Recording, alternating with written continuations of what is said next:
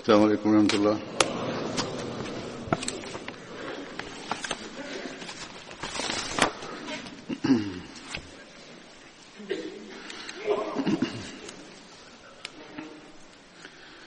أشهد أن لا إله إلا الله وحده لا شريك له وأشهد أن محمدا عبده ورسوله أما بعد فأعوذ بالله من الشيطان الرجيم بسم الله الرحمن الرحيم الحمد لله رب العالمين الرحمن الرحيم مالك يوم الدين إياك نعبد وإياك نستعين اهدنا الصراط المستقيم صراط الذين أنعمت عليهم غير المغضوب عليهم ولا الضالين.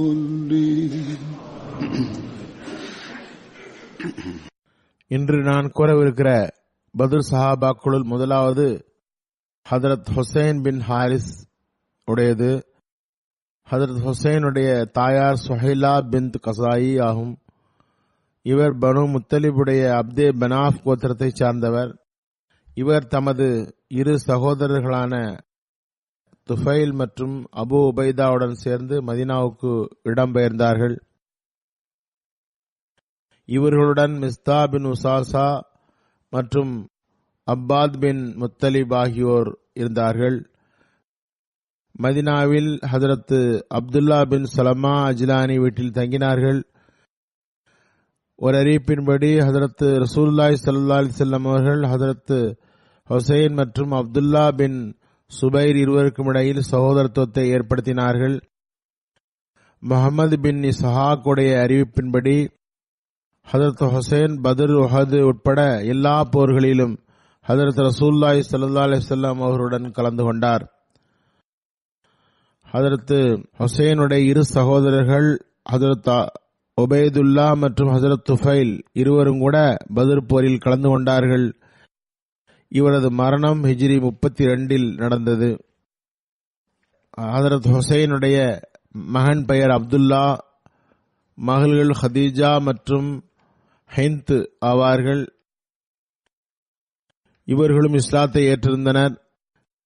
கைபர் போரில் ஹதரத் ரசூலுல்லாஹி ஸல்லல்லாஹு அலைஹி வஸல்லம் அவர்கள் இவருக்கு 100 வசக் தானியம் வழங்கினார்கள்.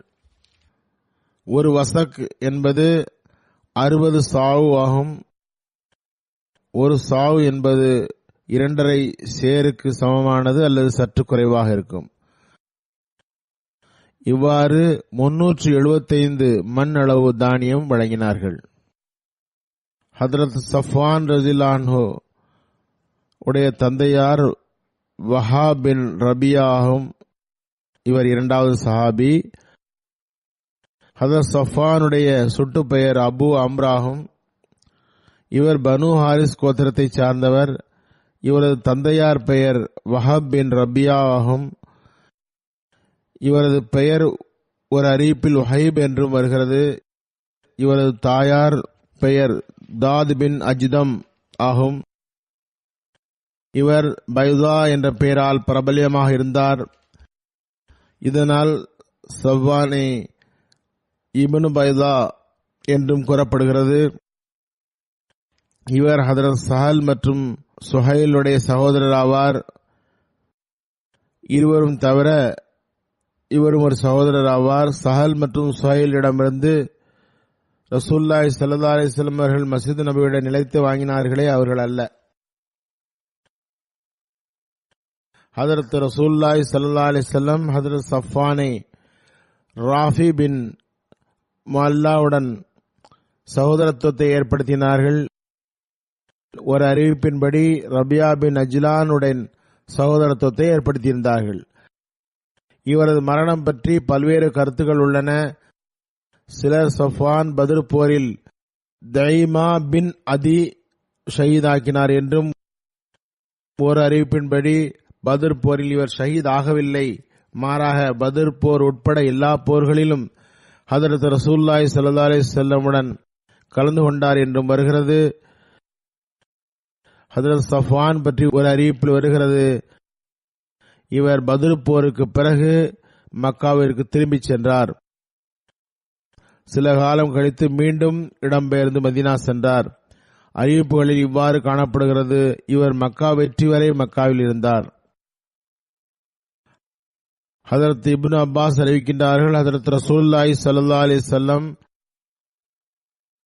அப்துல்லா பின் ஜஹஷ் உடன் சென்ற குழுவுடன் அப்ஷாவுக்கு அனுப்பி வைத்தார்கள். சிலர் அறிவிப்பின்படி இவரது மரணம் ஹிஜ்ரி 18 நடந்தது என்றும் 30 ஹிஜ்ரியிலும் என்றும் 38 ஹிஜ்ரியிலும் என்றும் வருகிறது. எவ்வாறு இருப்பினும் இவர் பத்ர் சஹாபாக்களில் ஒருவர் ஆவார் என்று எல்லா வகையிலும் நிரூபணமாகிறது.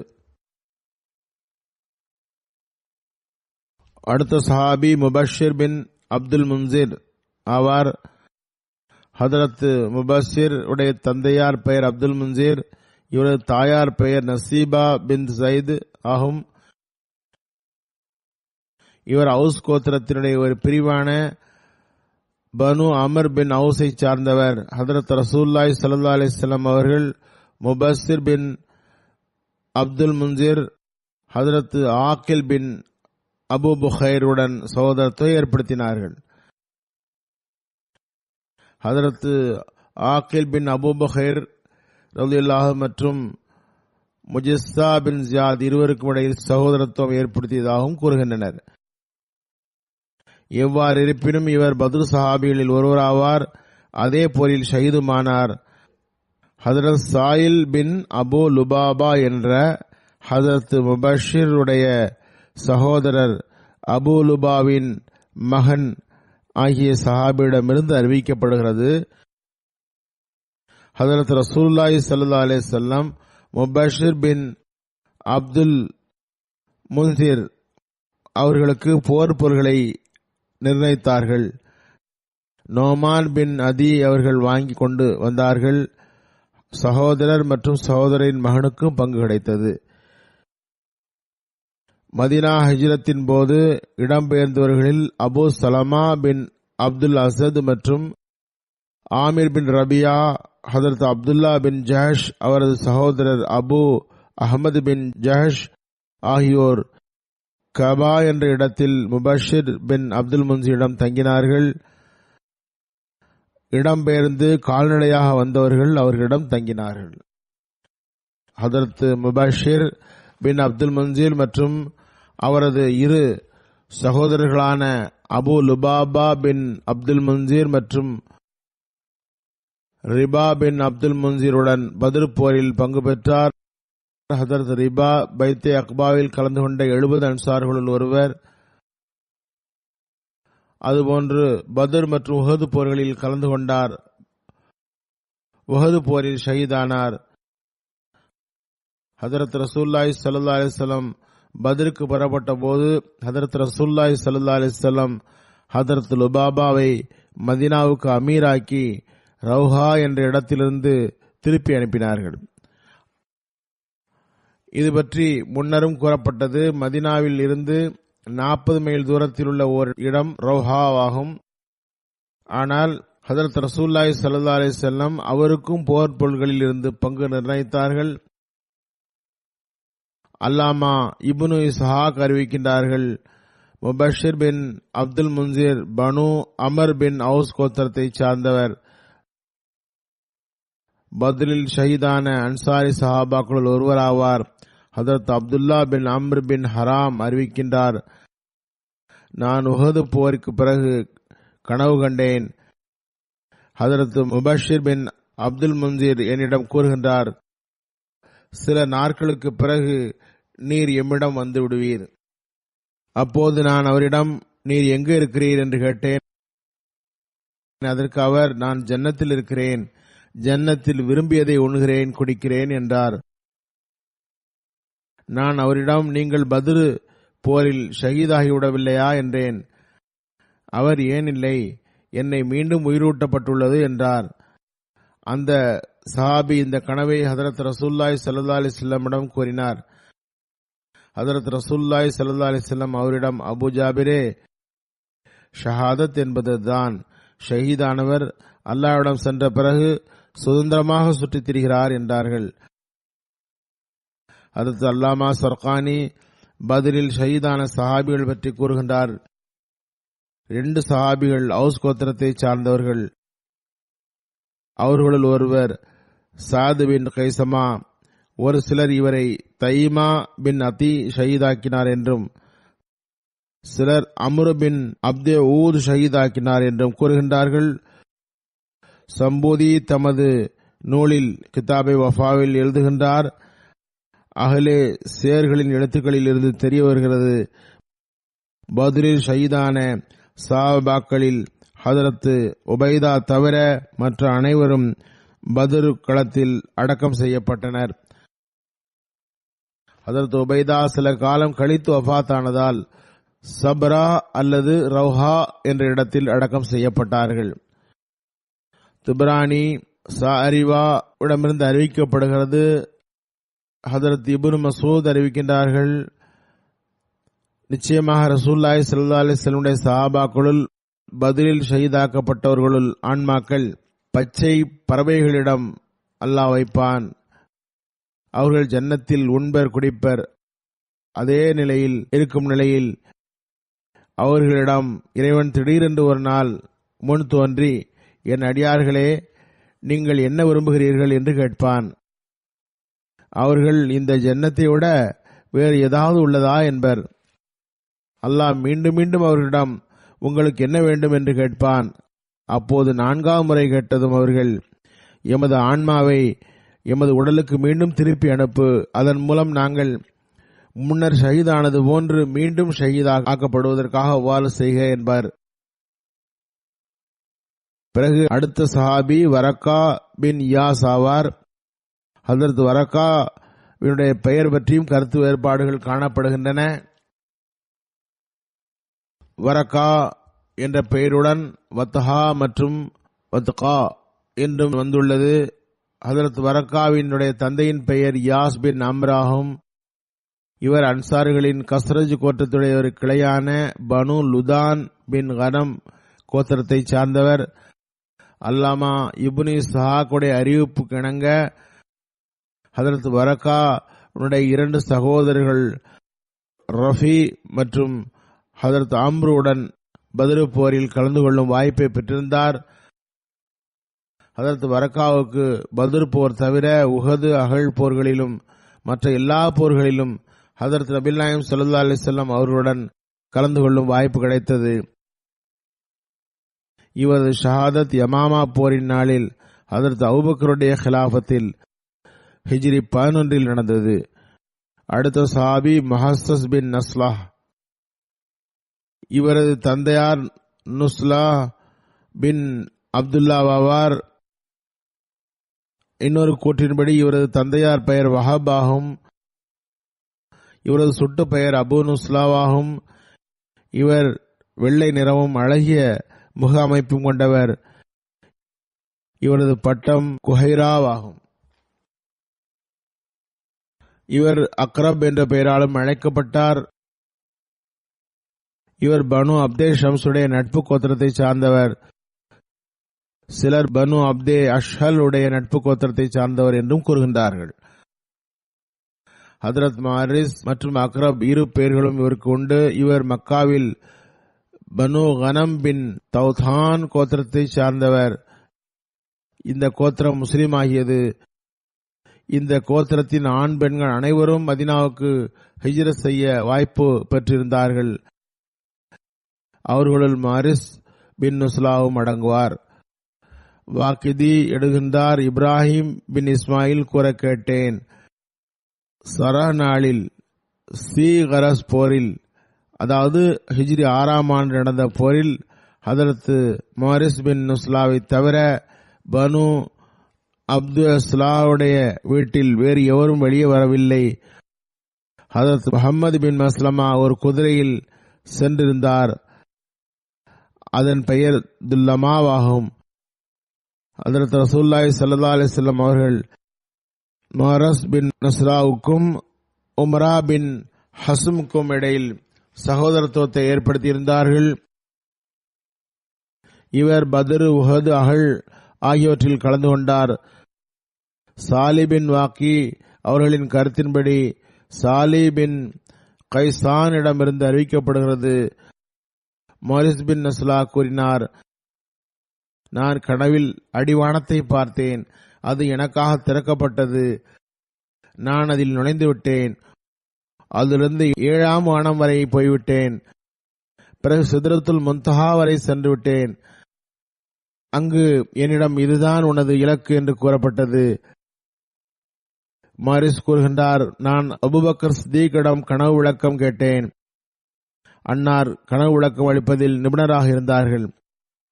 அவர்கள் என்னிடம் உமது ஷஹாதத்தின் நற்செய்தியாகும் இது என்றார்கள். பிறகு ஒரு நாள் அவர்கள் ஷஹீதாக்கப்பட்டார்கள். அவர்கள் ஹதரத் ரசூலுல்லாஹி ஸல்லல்லாஹு அலைஹி வஸல்லம் உடன் சுராவுடைய நாளில் காபா என்ற இடத்திற்கு சென்றார்கள்.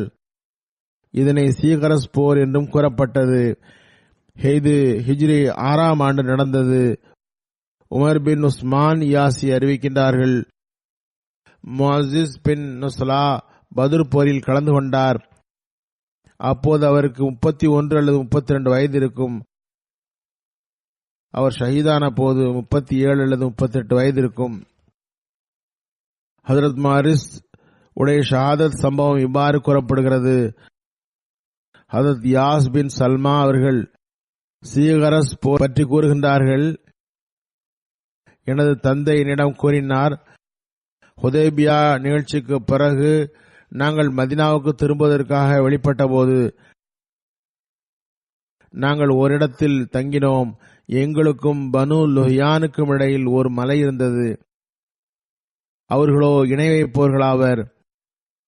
ஹதரத் ரசூலுல்லாஹி ஸல்லல்லாஹு அலைஹி வஸல்லம் அவர்கள் அந்த மலையில் இரவு நேரம் ஏறி ரசூலுல்லாஹி ஸல்லல்லாஹு அலைஹி வஸல்லம் மற்றும் சஹாபாக்களுக்காக அப்பகுதியை நோட்டமிடவும் எதிரிகள் தாக்க வராமல் இருக்க பாதுகாப்பு நோக்கில் உளவு பார்க்கவும் நிறுத்தி வைக்கப்பட்ட அம்மக்களுக்காக அவர்களின் மன்னிப்புக்காக துஆ செய்தார்கள்.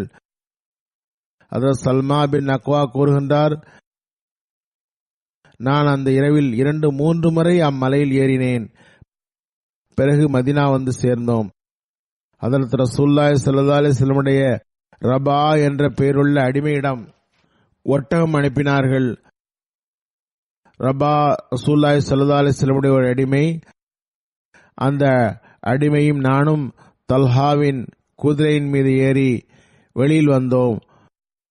நான் ஒட்டகங்களுடன் சேர்ந்து அக்குதிரையை தண்ணீர் புகட்ட சென்றேன்.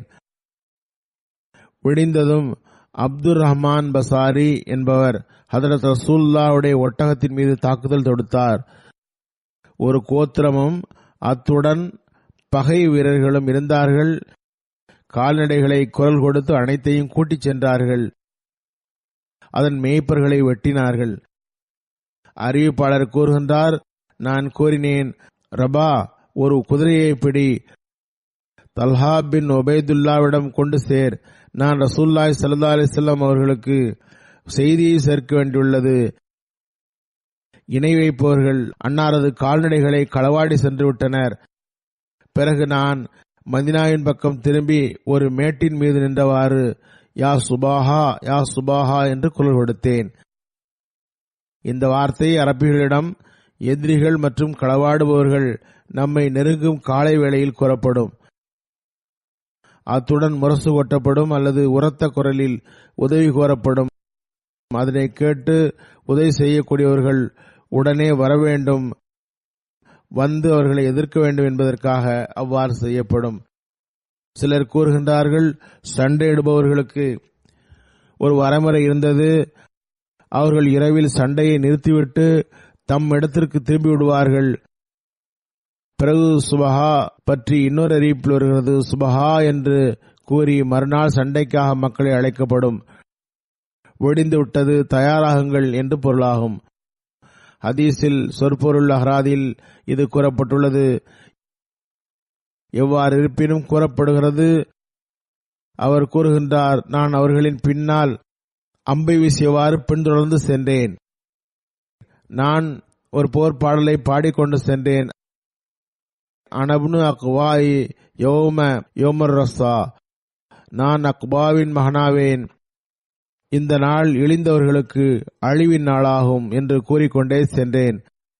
நான் எவரை சந்தித்தாலும் அவர் மீது அம்பு எய்தேன். அந்த அம்பு வெளிப்பட்டு அவர்களின் தோள்களை சென்றடைந்தது. அனபுனு அக்வாய் யோமர் ரஸா, நான் அக்வாவின் மகன், இந்த நாள் இழிந்தவர்களின் அழிவின் நாளாகும் என்று கூறிக்கொண்டே சென்றேன்.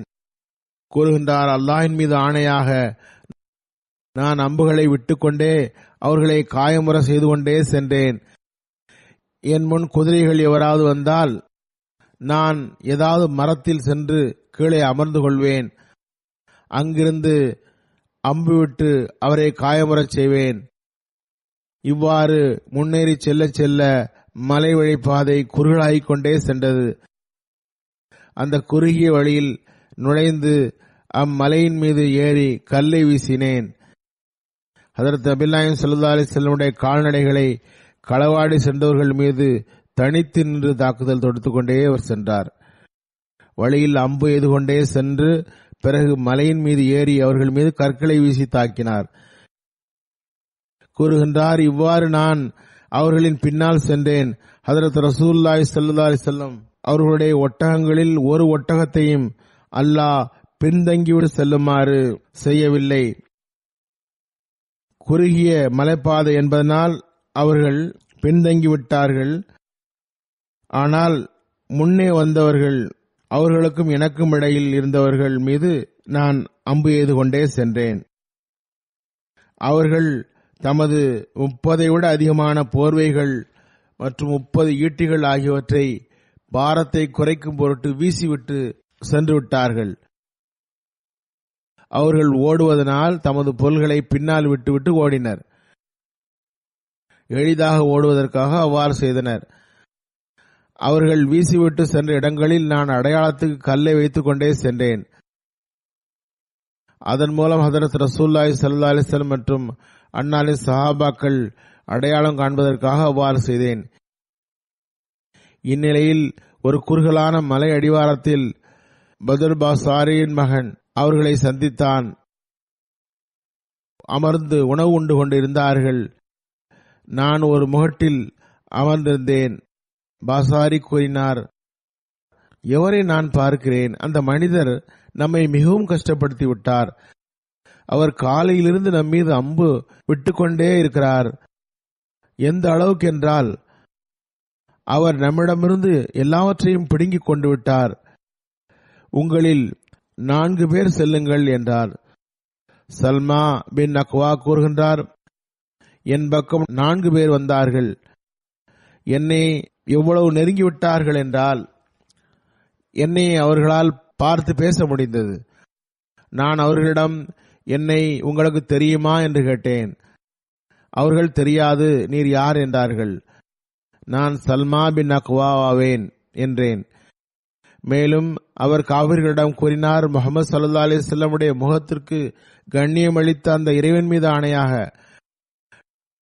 நான் உங்களில் எவரை விரும்பினாலும் பிடிக்க முடியும். உங்களில் எவர் என்னை பிடிக்க நினைத்தாலும் பிடிக்க முடியாது. நால்வரில் ஒருவர், நாங்களும் அவ்வாறு தான் நினைக்கிறோம் என்றார். பிறகு அந்த 4வரும் திரும்பி சென்று விட்டனர். நான் என் இடத்தில் அமர்ந்திருந்தேன். நான் முஹம்மது ஸல்லல்லாஹு அலைஹி வஸல்லம் உடைய குதிரைகள் முன்னால் வருவதை கண்டதும் முதலில் அவர்களில் அக்ரம் அஷத்தி வந்தார். பின்னால் அபு கதாதா அன்சாரி வந்தார். அதற்கு பிறகு மிக்தாத் பின் அஸ்வத் ஹிந்தி வந்தார். நான் ஹதரத் அக்ரம் என்ற மாரிசுடைய குதிரையின் கயிற்றை பிடித்தேன். அவர்கள் 4 புறமும் ஓட ஆரம்பித்தார்கள். இங்கு ஒரு கன்ஃபியூஷன் உள்ளது. எனது கருத்தின்படி அங்கு மற்றவர்களும் அமர்ந்து உணவு உண்டு கொண்டிருந்தார்கள். அவர்கள் வேறு சிலர் அருகில் வருவதை பார்த்து ஓடினார்கள். அப்போது என்னை அக்ரமே எதிரி அழைத்தான். கூறுகின்றார், அதாவது அவர் மாரிசை அழைத்தார், நீ அவர்கள் உன்னை அழித்து விடாமல் தப்பித்துக்கொள், ஹதரத் ரசூலுல்லாஹி ஸல்லல்லாஹு அலைஹி வஸல்லம் மற்றும் சஹாபாக்களுடன் சேரும் வரை தப்பித்துக்கொள் என்று இவர் கூறினார். அதற்கு அவர், யா சலமா, அல்லாஹ் மற்றும் இறுதி நாளின் மீது ஈமான் இருந்தால் ஜன்னத் உண்மை என்பதை நீர் அறிவீர், நரகம் உண்மை என்பதும் அறிவீர்.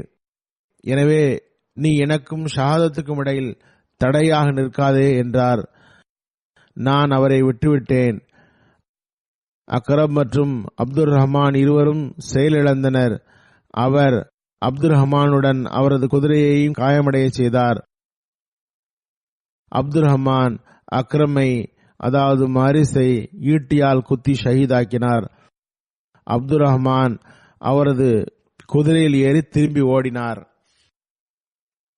ஹதரத் ரசூலுல்லாஹி ஸல்லல்லாஹு அலைஹி வஸல்லம் அவர்களுடன் வந்த அபூ கதாதா தன் இடத்துக்கு திரும்புவதற்காக திரும்பிய போது ஹதரத் ரசூலுல்லாஹி ஸல்லல்லாஹு அலைஹி வஸல்லம் உடன் மக்கள் வந்து கொண்டிருந்தார்கள். பின்னால் சென்று அப்துல் ரஹ்மானை அபூ கதாதா பிடித்தார், கொலை செய்தார். அப்துல் ரஹ்மான் தான் மாரிஸை கொலை செய்துவிட்டு சென்றவர். முஹம்மதின் மகத்திற்கு கண்ணியம் அளித்த அந்த இறைவன் மீது ஆணையாக நான் ஓடிப்போய் அவர்களை பின்தொடர்ந்தேன். பிறகும் அவர்கள் பின்னால் போய்கொண்டே இருந்தனர். எந்த அளவுக்கென்றால் ஹதரத் முஹம்மது ஸல்லல்லாஹு அலைஹி வஸல்லம் உடைய சஹாபாக்களுள் ஒருவரை அல்லது மிகவும் அருகில் வந்துவிட்டனர்.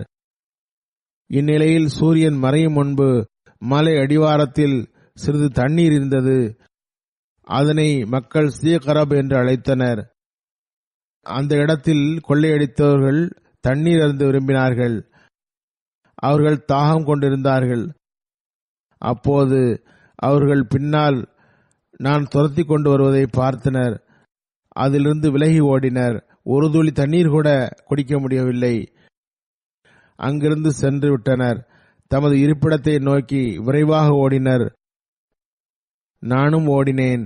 நான் பின்னால் பார்த்தபோது ஒரு மனிதர் மறைந்து மறைந்து ஓடியவாறு பின்னால் நின்று விட்டார். அவரது தோல் எலும்பின் மீது நான் அம்பு விட்டேன். மேலும் அவர் கூறுகின்றார், அன இப்னுல் அக்கு யோமுல் ரஸா, நான் அக்குவின் மகனாவேன். இந்த நாள் இழிந்தவர்களின் அழிவுக்குரிய நாளாகும் என்று கூறினேன். மேலும் கூறுகின்றார், அவர் கூறினார், அக்குவை அவரது தாயார் இழக்கட்டும். அதிகாலையுடைய அந்த அக்குவா எங்களை காலையில் காயமுறை செய்தவரா? அவர்களில் ஒருவர் கூறினார், காலையில் வந்த அந்த அக்குதான் நம்மை பின்னால் வருகின்றார். இப்போது நான் கூறினேன், ஆம் எனது உயிர் எதிரியே, அந்த காலையில் வந்த அக்குதான் நான். அவர்கள் தமது இரு குதிரைகளை கூடாரத்துக்கு வழியில் விட்டிருந்தனர். அவற்றை ஓட்டிக்கொண்டு ரசூலுல்லாஹி ஸல்லல்லாஹு அலைஹி வஸல்லம் சென்றேன். எனக்கு ஒரு கோலையில் தண்ணீர் கலந்த பாலும் இருந்தது, தண்ணீரும் இருந்தது. நான் அவற்றை குடித்தேன், ஒது செய்தேன், பிறகு குடித்தேன். ரசூலுல்லாஹி ஸல்லல்லாஹு அலைஹி வஸல்லம் வந்தேன். காலையில் நான் எந்த தண்ணீரை விட்டு அவர்களையும் அவர்களின் தலைவர்களையும் விரட்டினேனோ அந்த தண்ணீரின் அருகில் ஹதரத் ரசூலுல்லாஹி ஸல்லல்லாஹு அலைஹி வஸல்லம் இருந்தார்கள். நான் பார்த்தேன். ஹதரத் ரசூலுல்லாஹி ஸல்லல்லாஹு அலைஹி வஸல்லம் மற்றும் இணை வைப்பவர்கள் ஓட்டிச் சென்ற ஒட்டகங்களையும் பார்த்தேன். ஹதரத் பிலால் நான் பறித்து வந்த அந்த ஒட்டகங்களில் ஒன்றை அறுத்தார்கள்.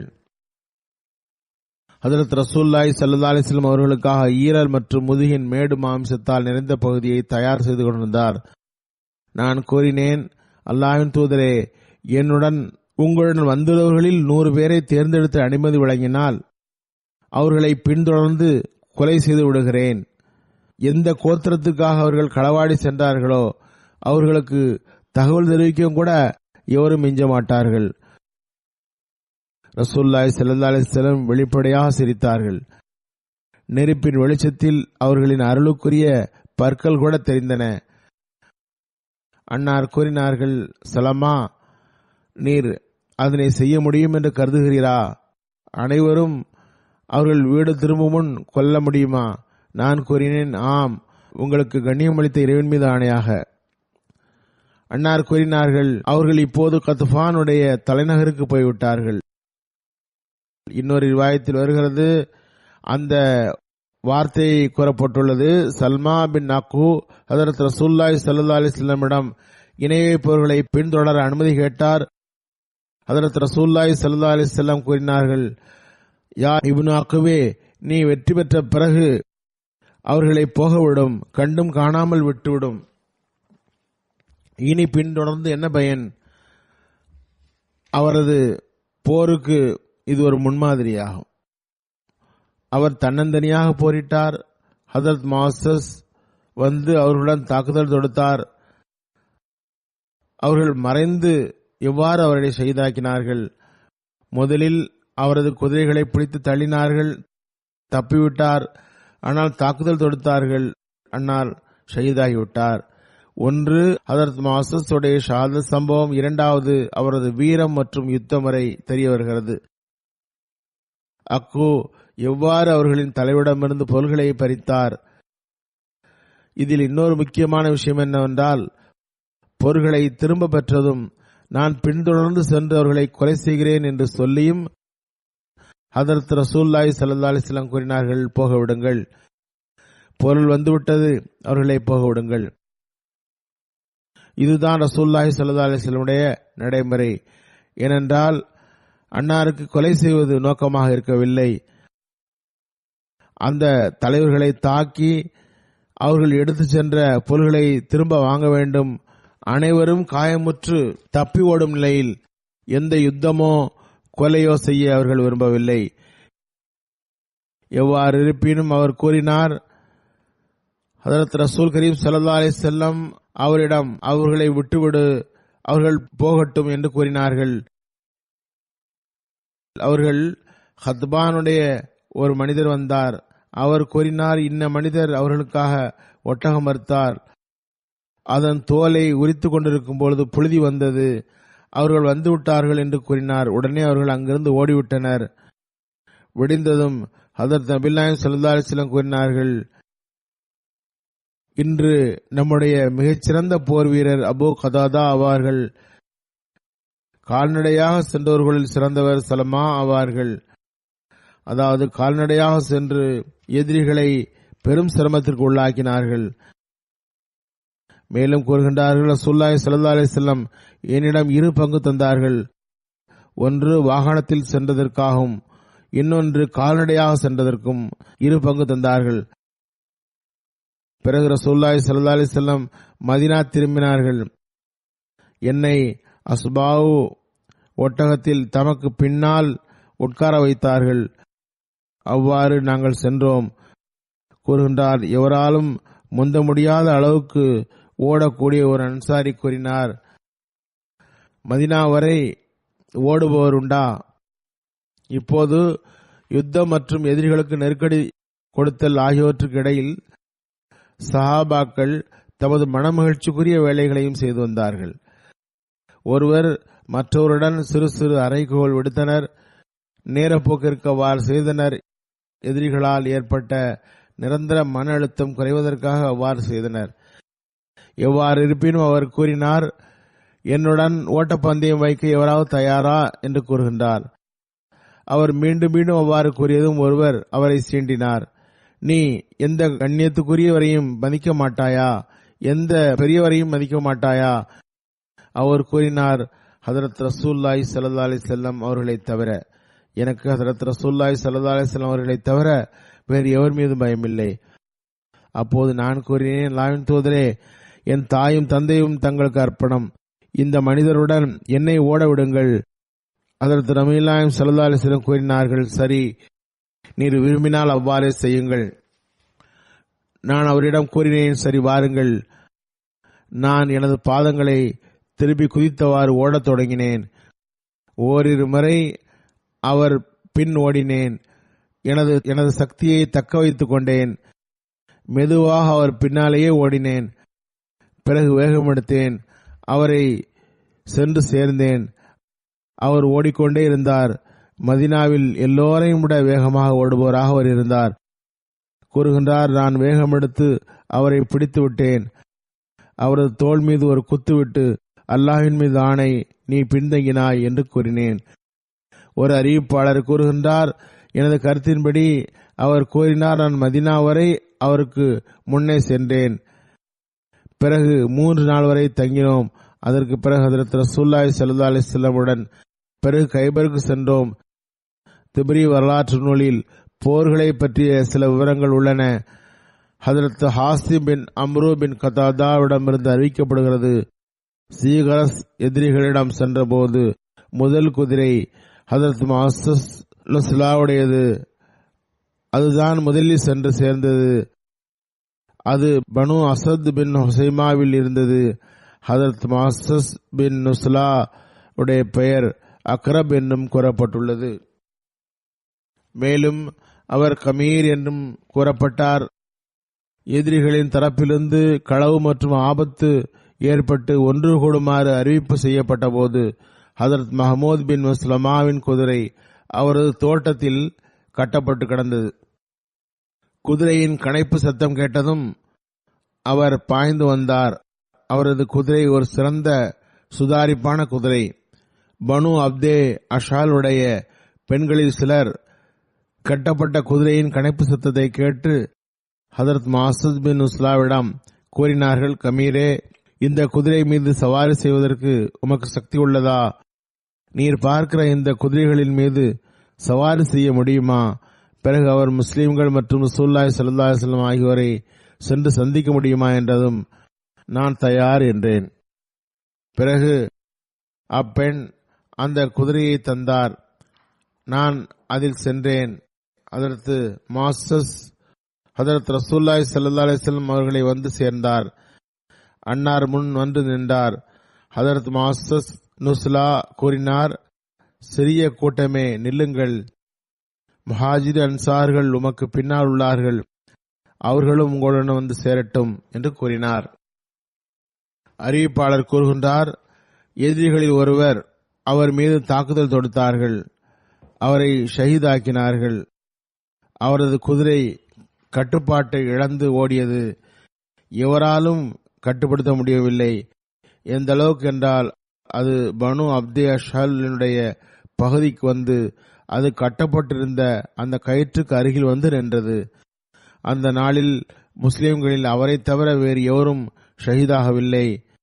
ஹஜ்ரத் மஹ்மூத் மற்றும் ஷஹீ முஸ்லிமுடைய அறிவிப்பின்படி ஹஜ்ரத் முஹம்மது பின் மஸ்லமா என்ற சஹாபின் குதிரையின் பெயர் ஜவல் லமாவாகும். இன்னொரு அறிவிப்பின்படி ஹஜ்ரத் முஅஸ்ஸஸ் பின் நுஸ்லா உகாஷாவினுடைய மஹசனுடைய குதிரையின் மீது ஷஹாதத்தின் போது சவாரி செய்து கொண்டிருந்தார். அந்த குதிரை ஜினாஹ் என்று அழைக்கப்பட்டது. மேலும் சில கால்நடைகள் எதிரிகளின் கையிலிருந்து விடுவிக்கப்பட்டன. ரசூலுல்லாஹி ஸல்லல்லாஹு அலைஹி வஸல்லம் தமது இடத்திலிருந்து திரும்பினார்கள். சீகஸதுடைய போர் நடந்த மலையில் அடைந்து தங்கினார்கள். அங்கேயே சஹாபாக்கள் அன்னாரது சமூகத்திற்கு வந்தார்கள். அங்கு அன்னார் ஒரு நாளும் ஒரு இரவும் தங்கினார்கள். சலமா பின் அக்கு ஹஜ்ரத் ரசூலுல்லாஹி ஸல்லல்லாஹு அலைஹி வஸல்லம் கூறினார், அல்லாஹ்வின் தூதரே, ஒரு 100 பேரை என்னுடன் அனுப்பினால் மீதமுள்ள கால்நடைகளையும் எதிரிகளிடமிருந்து விடுவிப்பேன், அவர்களின் கழுத்தையும் வெட்டி விடுவேன் என்றார். ரசூலுல்லாஹி ஸல்லல்லாஹு அலைஹி வஸல்லம் கூறினார்கள், எங்கு செல்வீர்? இப்போது அவர்கள் கத்ஃபானுடைய தண்ணீரை குடித்துக் கொண்டிருக்கிறார்கள்.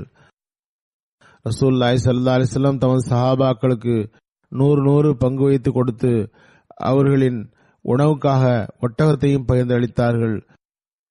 சஹாபாக்கள் அவற்றை உணவுக்காக பயன்படுத்தினர். பிறகு ரசூலுல்லாஹி ஸல்லல்லாஹு அலைஹி வஸல்லம் மதீனா திரும்பினர். அவர்களை தொடர்ந்து செல்லவில்லை, விட்டுவிட்டார்கள். அவர்களும் ஹஜ்ரத் முஅஸ்ஸஸை மட்டும்தான் ஷஹீதாக்கியிருந்தார்கள். ஒரு அறிவிப்பின்படி குதிரை வைத்திருந்தவர்களுள் எல்லாருக்கும் முதலில் இவர்களே ஷஹீதானார்கள். முதலறிவிப்பிலும் அவ்வாறே வந்தது. பிறகு கூறவிருக்கிற சஹாபி ஹதரத் சுவைபத் பின் சாத் ஆவார்கள். இவரை சுவைபத் பின் ஹர்மலா என்றும் கூறப்படுகிறது. இவர் பெயர் சுவைபத் பின் ஹர்மலா மற்றும் சுலைத் பின் ஹர்மலா என்றும் கூறப்படுகிறது. ஹதரத் சுவைபத் பனு அப்தே தார் கோத்திரத்தை சார்ந்தவர். இவரது தாயார் பெயர் ஹனீதத். ஆரம்ப காலத்தில் இஸ்லாத்தை ஏற்றவர். பெரும்பாலான வரலாற்று ஆசிரியர்கள் இவரை அபிசீனியாவுக்கு இடம்பெயர்ந்தவர்களுள் ஒருவர் என்றும் கூறுகின்றார்கள். ஹதரத் சுவைபத் மதினாவுக்கு ஹிஜ்ரத் செய்தார். ஹிஜ்ரத்திற்கு பிறகு இவர் ஹதரத் உபைதுல்லா பின் அஜ்லானி வீட்டில் தங்கினார். ஹதரத் ரசூலுல்லாஹி ஸல்லல்லாஹு அலைஹி வஸல்லம் ஹதரத் சுவைபத் மற்றும் ஹதரத் ஆயிஸ் பின் மாயிஸ் ஆகியோருக்கிடையில் சகோதரத்துவத்தை ஏற்படுத்தினார்கள். ஹதரத் சுவைபத் பத்ர் உஹது போர்களில் பங்கெடுத்தார். ஹதரத் உம்மே சல்மா அறிவிக்கின்றார்கள், ஹதரத் அபூபக்கர் ரலியல்லாஹு அன்ஹு ஹதரத் ரசூலுல்லாஹி ஸல்லல்லாஹு அலைஹி வஸல்லம் வஃபாத்திற்கு ஒரு வருடம் முன்பு பஸ்ரா நாட்டினுடைய சிரியாவின் ஒரு பகுதிக்கு வியாபாரத்துக்கு சென்றார்கள். அவர்களுடன் நோமான் மற்றும் சுவைபத் பின் ஹர்மலா ஆகியோர் பயணம் செய்தனர். இருவரும் பத்ர் போரில் இருந்தார்கள். நைமான் வழியுணவுகளை பார்த்து வைத்திருந்தார்கள். சுவைபத்துடைய இயல்பில் ஒரு குறும்பித்தனம் இருந்தது. அவர் நைமானிடம் கூறினார், எனக்கு உணவு வழங்குங்கள், உம்மிடம் வழியுணவு உள்ளது, எவரிடம் அது உள்ளதோ அவர் தர வேண்டும் என்றார். ஒட்டுமொத்த குழுவுக்கும் அவர்தான் பொறுப்புதாரியாக இருந்தார். அவரிடம் உணவு தருமாறு சுவைபத் கேட்டார். அவர் ஹதரத் அபூபக்கர் வராமல் தரமாட்டேன் என்றார். அவர் கூறினார், எனக்கு உணவு தராவிட்டால் உம்மை கோபமூட்டுவேன். இதனை பற்றி முதலிலும் சிறிது கூறினேன். ஹதரத் சுவைபத் செல்லும் போது ஒரு சமுதாயத்திடம் என்னிடம் ஒரு அடிமை இருக்கிறார், வேண்டுமா என்றார். அவர்கள் வேண்டும் என்றனர். சுவைபத் அந்த கோத்திரத்தாரிடம் அவர் தான் சுதந்திரமானவர் என்று கூறுவார். அவர் அவ்வாறு கூறுவதனால் எனது அடிமையை வீணாக விட்டுவிடாதீர்கள் என்றார். அவர்கள் இல்லை, நான் அவரை உம்மிடம் இருந்து வாங்க விரும்புகிறோம் என்று கூறி 10 பெண் ஒட்டகங்கள் தந்து வாங்கி கொண்டனர். அவர்கள் நைமா அவரது கழுத்தில் தலைப்பாகை அல்லது கயிறை கொண்டு கட்டினார்கள். நைமான் அவர்களிடம், இவர் கேலிக்கு கூறுகிறார், நான் சுதந்திரமானவன், அடிமை இல்லை என்றார்.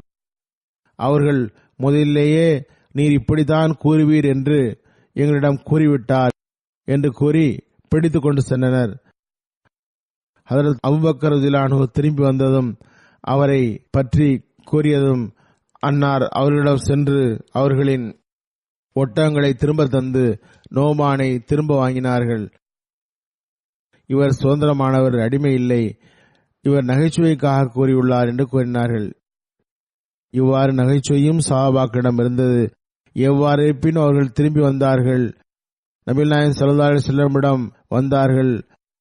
அன்னாரிடம் கூறப்பட்டது, அறிவிப்பாளர் கூறுகின்றார், ஹதரத் நபிகள் நாயகம் ஸல்லல்லாஹு அலைஹி வஸல்லம் சஹாபாக்கள் அவரிடம் அது பற்றி ஓராண்டு வரை ரசனையாக கேட்டு வந்தார்கள். ஹதரத் ரசூலுல்லாஹி ஸல்லல்லாஹு அலைஹி வஸல்லம் அவர்களும் சிரித்தார்கள்.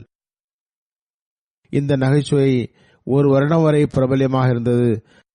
மேற்கட்ட சம்பவம் குறித்து சிறு வித்தியாசத்துடன் இவ்வாறும் காணப்படுகிறது. சில நூல்களில் விற்றவர் சுவைபத் இல்லை, மாறாக நொய்மான் என்றும் எழுதப்பட்டுள்ளது. சஹாபாக்குடைய குறிப்புக்கு பிறகு நான் சுருக்கமாக கூற விரும்புகிறேன். ஹதரத் மஸீஹ் மவ்ஊத் அலைஹிஸ்ஸலாம் அவர்களுக்கு ஒரு இல்ஹாம் வந்தது. அது வஸ்ஸி மக்கானக்க. இந்த இல்ஹாம் பல்வேறு நேரங்களில் இறங்கியது. வஸ்ஸி மக்கானக்க இல்ஹாம் வழங்கும் போது எனது சபைக்கு ஓரிருவர் வருவார்கள். எவரும் என்னை அறிந்திருக்கவில்லை என்று அன்னார் கூறுகின்றார்கள். பிறகு பல்வேறு நேரங்களில் மற்ற இல்ஹாம்களுடன் சேர்ந்து வஸ்ஸி மக்கானக்க இல்ஹாமும் சேர்ந்து இறங்கியது. அதாவது, உனது வீட்டை பறந்ததாக ஆக்கு. அத்துடன் மற்ற இல்ஹாமும் சேர்ந்து வந்தது. இந்த நற்செய்தி பல்வேறு சாயலில் அல்லாஹ்வின் அருளால் அவனது உதவி ஒத்தாசைகளை வழங்குவான் என்றும் வசதிகளை வழங்குவான் என்றும் அதனை முழுமைப்படுத்துவான் என்றும் கூறியது. இதுவே நமது அனுபவமும் ஆகும்.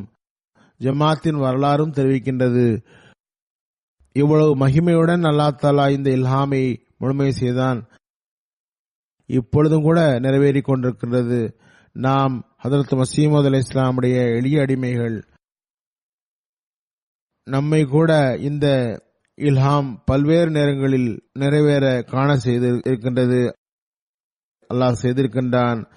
ஹதரத் மஸீஹ் அலைஹிஸ்ஸலாமுடைய ஒவ்வொரு இல்ஹாமும் மற்றும் அல்லாஹ் அன்னாரிடம் எந்த விஷயத்தையாவது கட்டளையிட விரும்பினால் அது முன்னறிவிப்பாக கூறப்படுகிறது.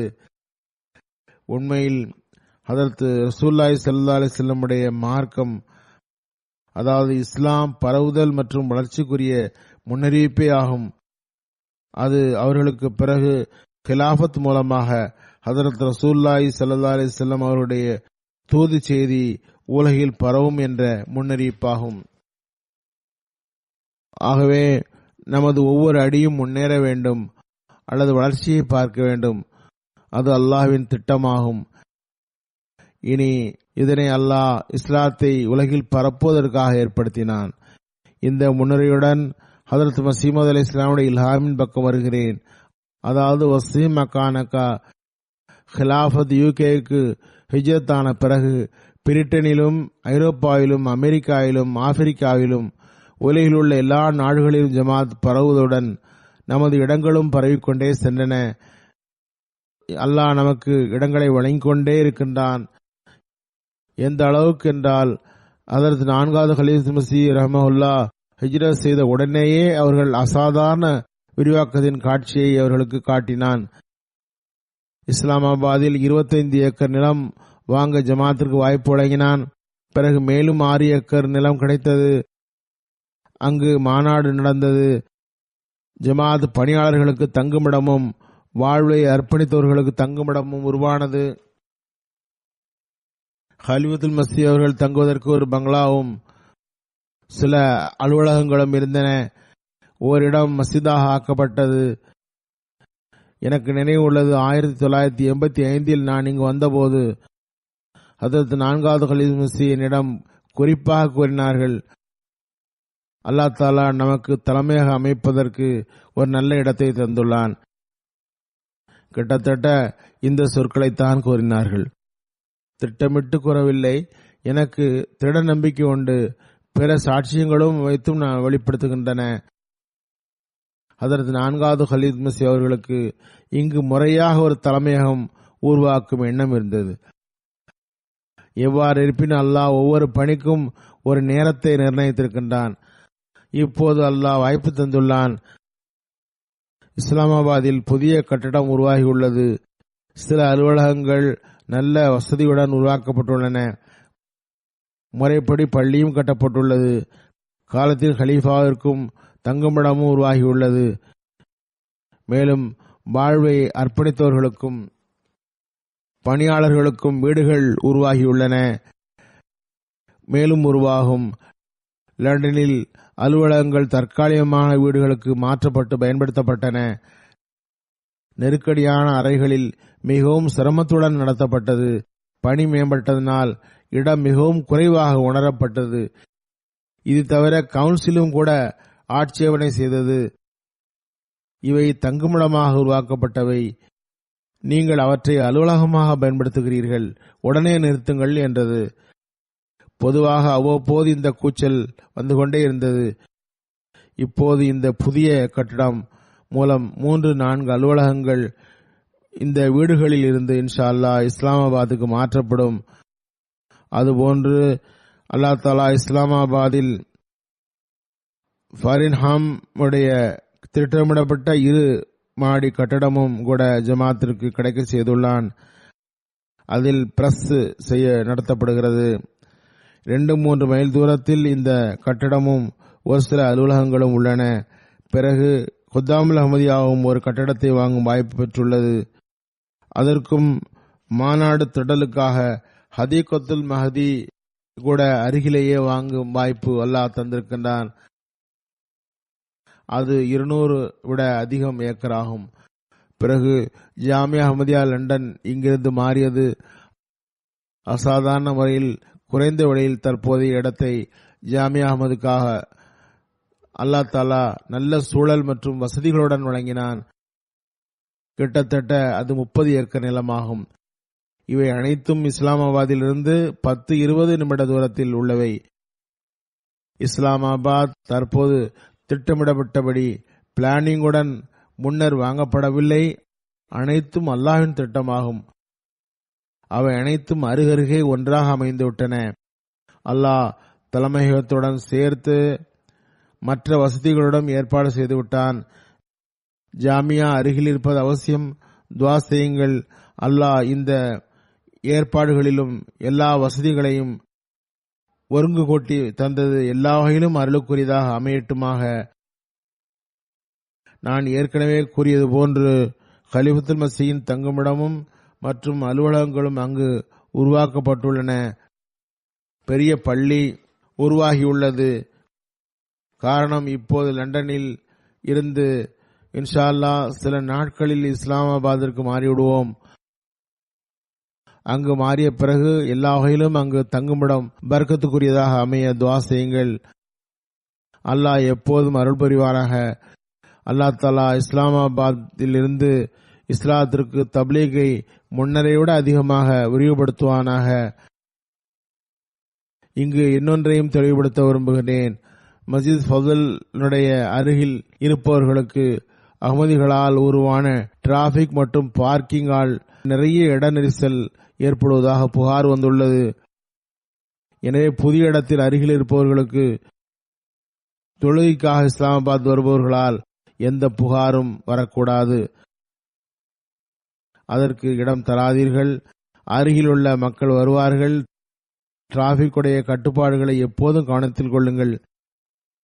ஜும்மாவை பொறுத்தவரை நான் எப்போதும் பைத்துல் ஃபுத்தூஹில் நடத்துவேன். அமீர் சாஹிபிடம் கூறினேன், முறைப்படி ஒரு திட்டமிட்டு ஜமாத்துகளுக்கு கூறிவிடுங்கள்.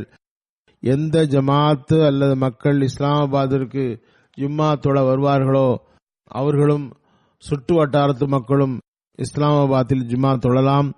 எது எந்த பகுதி மக்களுக்கு எந்தெந்த பகுதியில் செல்ல வேண்டும் என்று பகிர்ந்து தரப்படும்.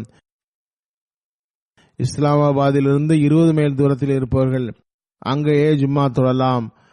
அங்கு ஜும்மா நடக்கும். எவ்வாறு இருப்பினும் அதன் விவரம் அமீர் சாஹிபிடமிருந்து அந்தந்த ஜமாத்துகளுக்கு கிடைக்கும்.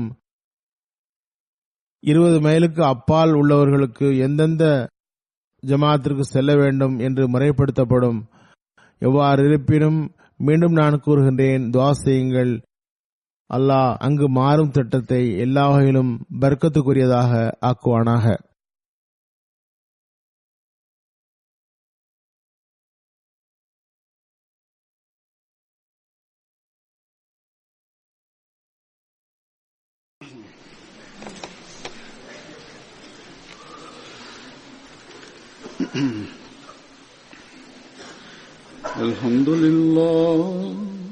Alhamdulillah nahmaduhu wa nasta'inuhu wa nastaghfiruhu wa nu'minu bihi wa natawakkalu alayhi wa na'udzu billahi min shururi anfusina wa min sayyiati a'malina.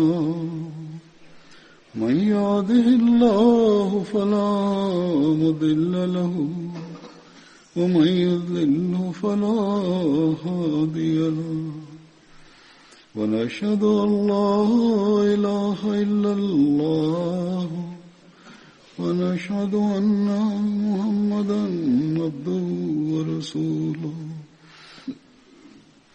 عباد الله رحمكم الله إن الله يأمر بالعدل والإحسان وإيتاء ذي القربى وينهى عن الفحشاء والمنكر والبغي يعظكم لعلكم تذكرون.